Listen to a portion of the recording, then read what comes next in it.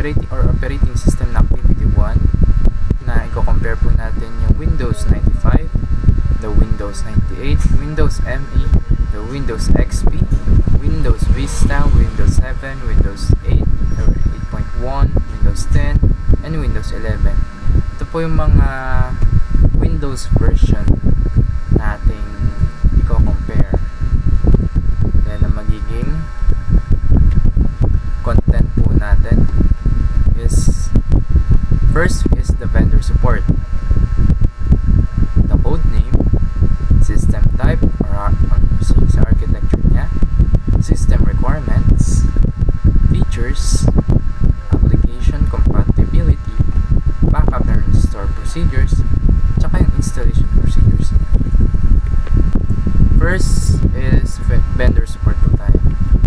Sa vendor support is siyempre over time yung Microsoft's strategy for providing vendor support for its Windows operating system has changed. Siyempre nagbabago siya because they were older versions. Yung Windows 95 and 98, Windows 95, 98 and ME only got limited support. Ito yung mga older version ng Windows natin. Mainstream support had long since ended. Matagal na siyang tapos. While Windows Vista had compatibility problems and its mainstream support ended in 2012. Samantalang na po yung Windows Vista is nagkaroon po siya ng compatibility problems. And yung main support din niya is nag-end lang po ng 2012. So wala na po, parang hindi na po siya ginagamit. And next is it received extended support in 2017. Yun. After siya nag-ended, nagkaroon po rin siya ng supportan po rin siya ng 2017. Here we have Windows XP that extended until its official termination in April 2014. Yung Windows XP nag-extend siya ng support but it ends till April 2014 lang. Nag-official termination siya, with some editions receiving extended security patches until 2023. Yung Windows 7 naman enjoyed a strong run until its extended support ended in January 2020. Yung Windows 7 is naging malakas yung extended support niya, like tumagal. Pero nag-ended din siya ng 2020. In 2018, witnessed the end of mainstream support for Windows 8 and 8.1 with extended support for Windows 8.1 through 2023.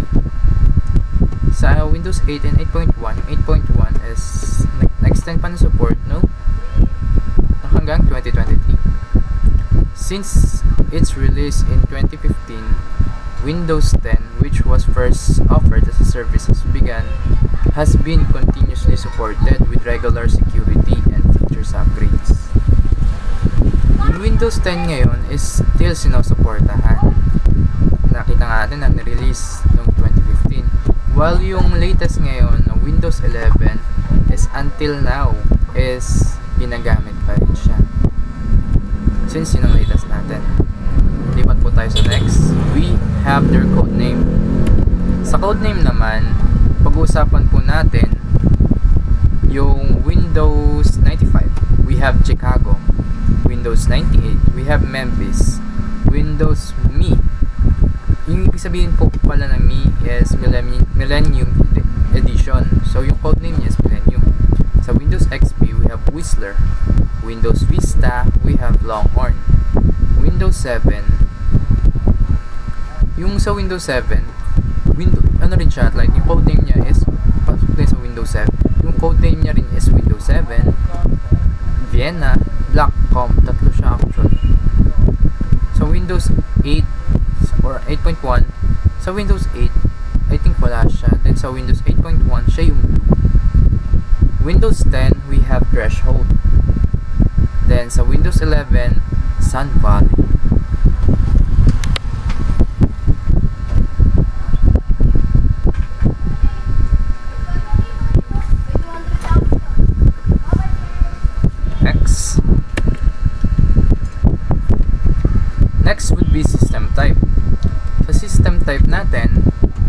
version of Windows had different system requirements. Siyempre, yung mga Windows na yon, may kanya-kanya silang requirements. And supported din sila ng different types of systems. Yung Windows 95, 98, and ME were primarily targeted at 32-bit systems and supported mainstream hardware of the time, including early Pentium processors and small amounts of RAM, typically in a megabyte range. Yun nga, 32-bit system lang ang support ng Windows 95, 98, and ME. Siyempre, older version siya. We have here the Windows XP came in both 32-bit and 64-bit versions with moderate requirements and run well on computers with Pentium 3 processors and 128 MB to 512 MB of RAM. Makikita nyo naman sa na yung older version na 95, 98, and ME has small amounts of RAM lang. Well, sa XP, we have 128 MB to 512 MB RAM. Same na rin sa Windows XP. We have the upgrade version na meron na rin siyang 64-bit version. Unlike sa older version na 32-bit lang. We have here the Vista and Windows 7 continue the trend of offering both 32-bit and 64-bit version. In Vista version and Windows 7 version is kinontinue nila in 32 and 64-bit version, like nagre-release sila na may mga ganong bit version, with Vista requiring more resources such as at least 1 gig of RAM, whereas Windows 7 requires more resources such as at least 1 gig of RAM. Same sila, 1 gig of RAM lang, at least 1 gig yung nire-require nilang RAM for resources. Improves usability and systems with 2 GB of RAM, multi-optimized core processor. Windows 8.8.1 maintains similar requirements to Windows 7 with a focus on touch-sensitive devices and system optimization. Yun nga, yung Windows 8 and 8.1 is nag-maintain lang sila ng requirements same sa Windows 7 and nag-focus sila sa touch-sensitive devices and system optimization.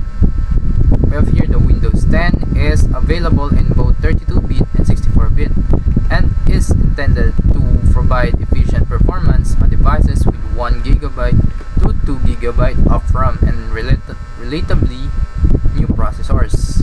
Yeah. 1 to 2 GB of RAM na yung naging niya sa RAM ng Windows 10. Same din siya na continue 32-bit and 64-bit version. We have here the Windows 11. Ito yung latest natin ngayon. Now emphasize 64-bit architecture and new processors with certain security features such as TPM 2.0 and Secure Boot. We targeted devices with at least 4 GB of RAM and prioritize modern hardware for improved security and performance. Ito yung latest na ating ginagamit ngayon na siya ng halos lahat is 64-bit version. While yung RAM niya is 4 GB RAM, unlike sa mga older version na mas mababa sa kanila. We have here the system requirements.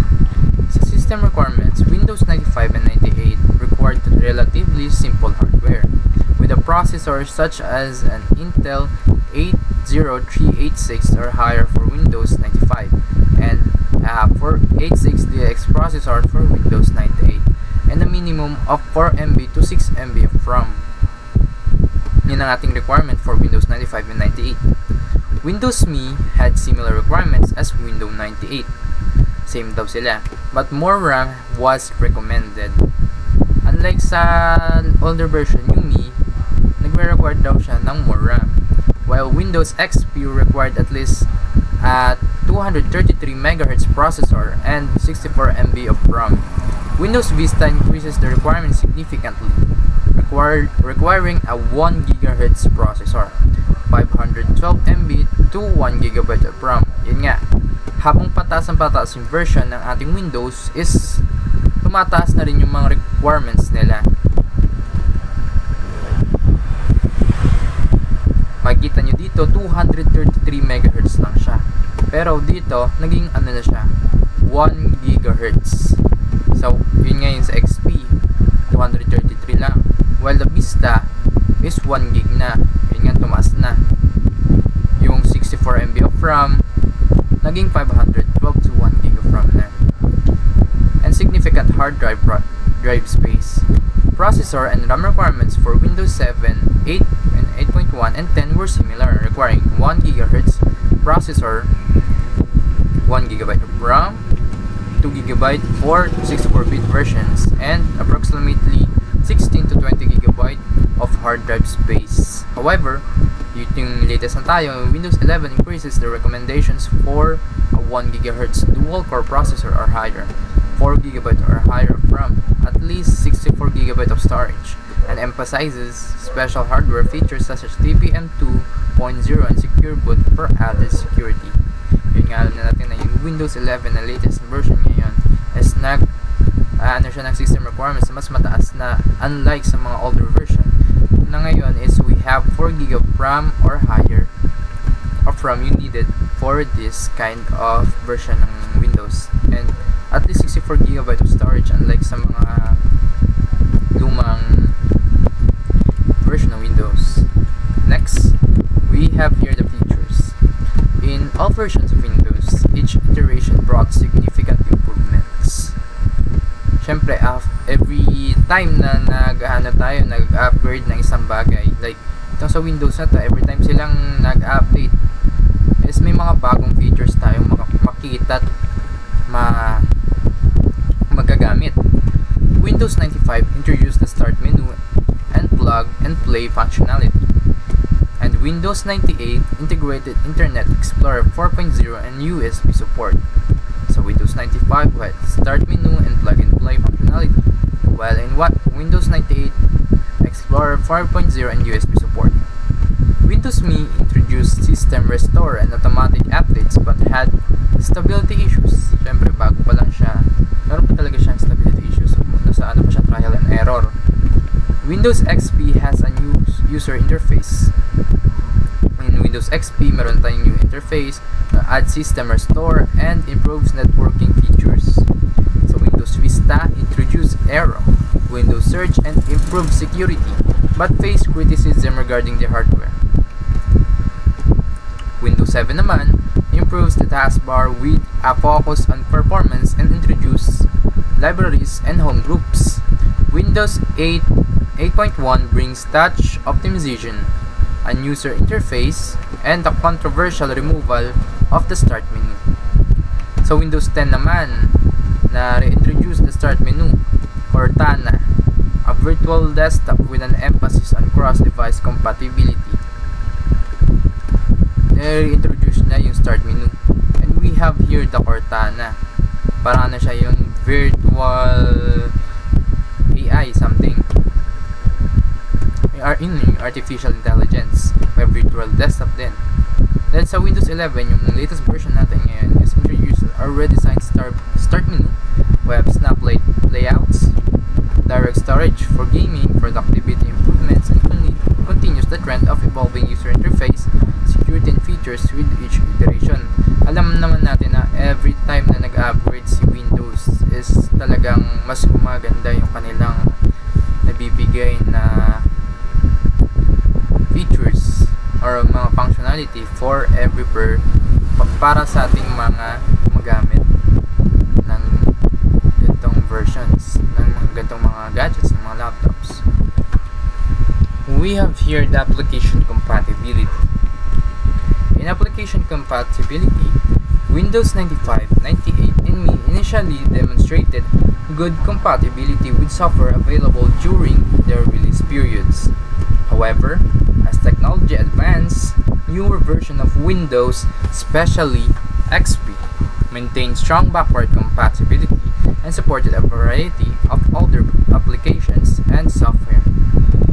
With the introduction of Windows Vista, significant architectural changes and increased security measures introduced compatibility issues and required updates or patches for many older applications to continue functioning properly. Nga makikita natin na sa Windows 95, 98, and Me, nag-demonstrate sila ng good compatibility with softwares. Siyempre, as technology advance, magbabago siya, mag-upgrade siya. In Windows Vista, we have the architectural changes naman. Nag-increase sa security measures, compatibility issues, and required updates or patches. We have here in Windows 7 improve on Vista's problems by introducing compatibility modes and virtualization options that make it easier to run older software. Yun nga, yung problem natin here in Windows Vista is na-fix na here sa bagong version ng Windows 7. In Windows 8 and 8.1 naman, continue these efforts but was criticized for its drastic changes. Parang dami ng laking na bago. So parang criticize siya ng to the user interface and lack of traditional start menu, which affected the user experience. So Windows 10 and 11 naman have continued compatibility efforts focused on smooth migration of existing applications. However, evolving system architectures and security improvements often require that older applications be adjusted or updated to work best with newer version of Windows. Yun lang at sa ating application compatibility. Next would be the backup and restore procedures. Sa backup and restore procedures, in previous version ng ating Windows 95, 98, and ME, backup procedures were relatively simple lang siya, and relied on manual file copying or third-party software for comprehensive backups. Madali lang siya. Well, Windows XP naman introduced backup utilities that allow scheduled backup of files, folders, and settings primarily using external drives or optical media. Dito na sa Windows XP, nagkaroon ng external drives and optical media. And nagkaroon na rin siya ng pwede na rin siya mag-schedule for backupping ng mga files. In Windows Vista, full PC backup and restore now allows user to create system images to restore a complete system in the event of disaster. Full PC backup na po yung meron tayo dito sa Windows Vista. Windows 7 continues this feature and improves the backup and restore center to make settings easier to access. Same lang din sa Windows Vista is continue lang din yung feature ng Windows Vista ng Windows 7. While Windows 8 or 8.1 introduced file history for automatic file backup, allowing you to retrieve previous versions without doing a full system backup.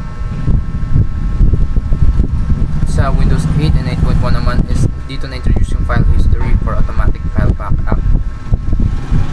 Windows 10 and 11 preserve file history and include built-in backup restore. So Windows 7 for system images and full backups, giving users multiple options to protect their data, restore their systems.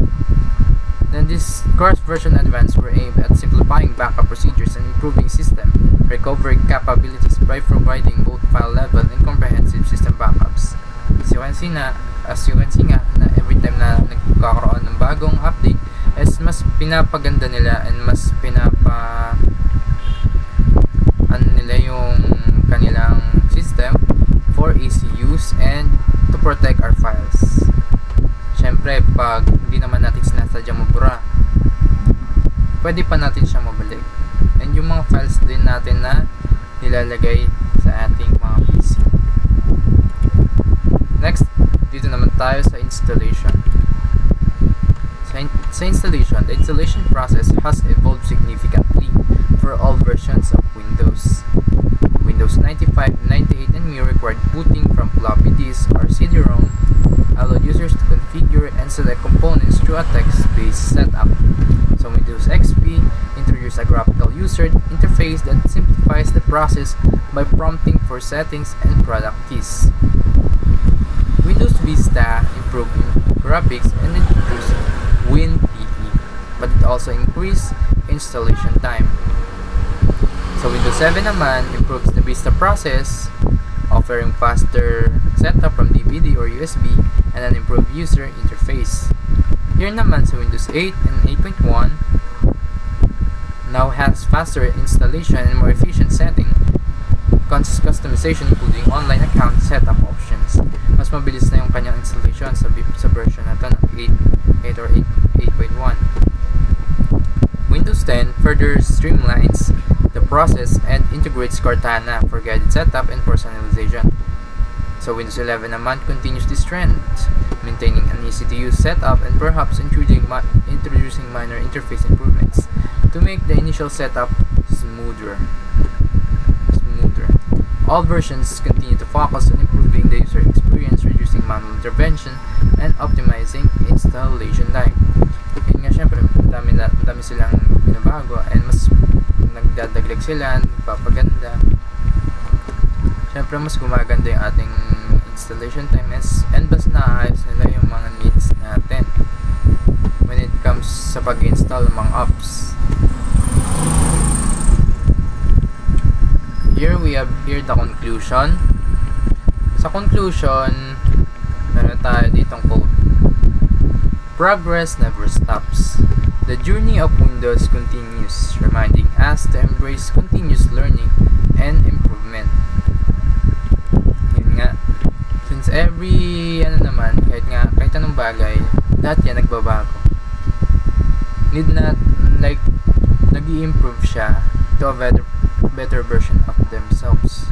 Or yung mga bagay na ginagamit natin ngayon, as time passes, siyempre mag-improve siya, mas magagamit at mas mapapaganda niya siyempre yung ating